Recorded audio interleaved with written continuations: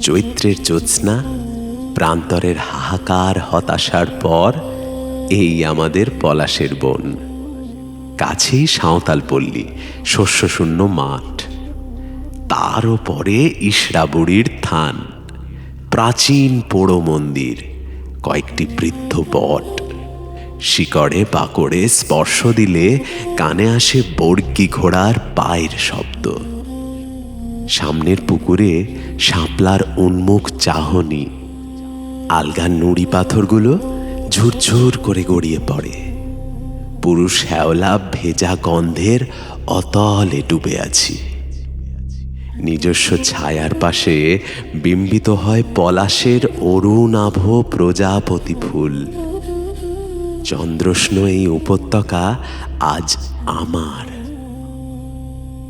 কুলুঙ্গির ভেতর হাত রাখি, সিঁদুর কাটা পঞ্চপল্লব।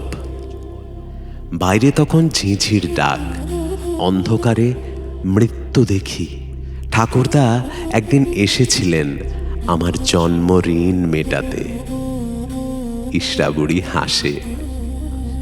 ভেসে গেছে মর্মমূল সামান্য চালকলা আর বাতাসা নিয়ে। এখানে তার সমস্ত ব্যাকুল সংকেত খোদিত আছে। শব্দগুলো এখন শরীর চায়।